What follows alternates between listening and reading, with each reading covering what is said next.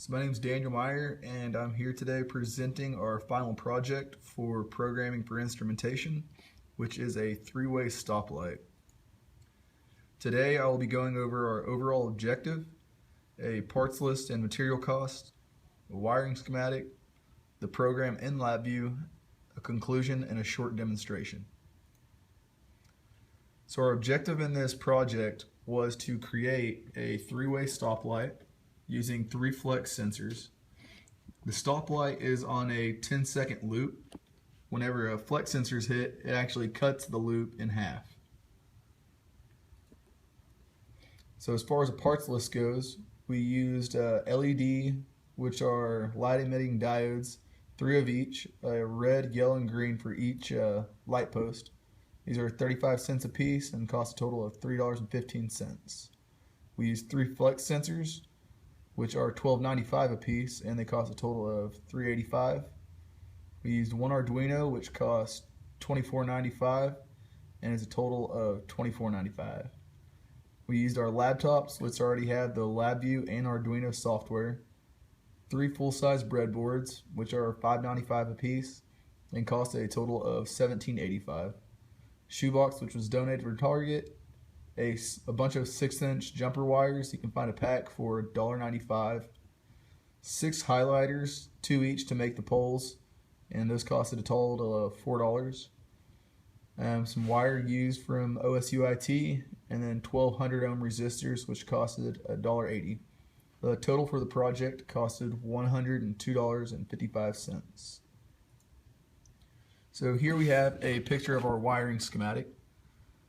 As you can see, we used our analog input pins. Those go to the flex sensors, and along with a resistor to each flex sensor as well.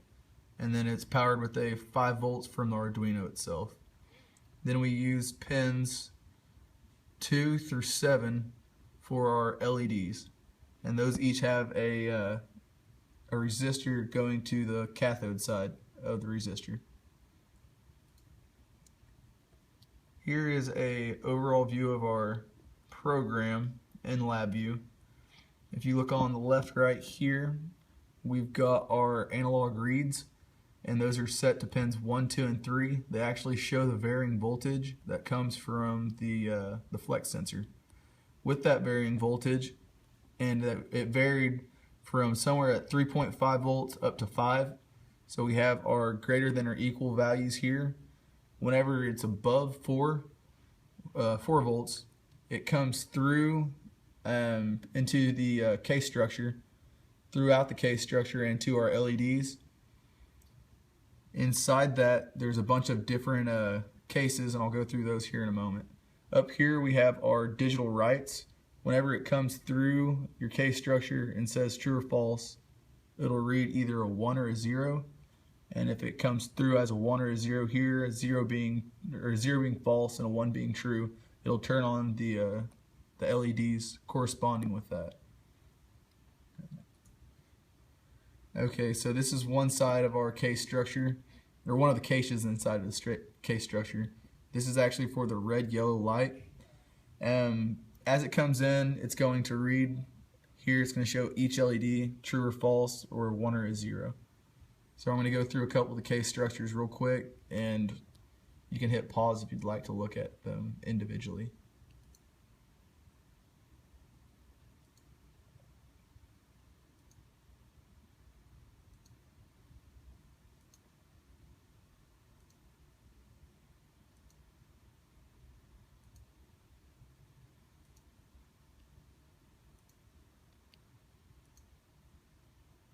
Okay, so some of the problems that we encountered was trying to figure out an actual way to get the light poles to stand up straight, and using the right type of sensor to get our varying voltage.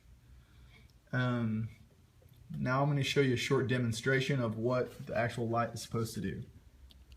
So as you can see right now, on the east and west, it's both red, and within a few seconds it'll come out of the loop and switch to green, and then the north light will switch to red.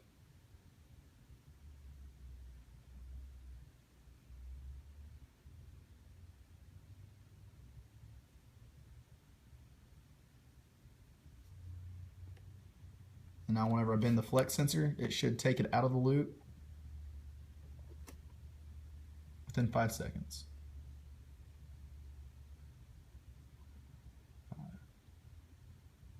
And there we are.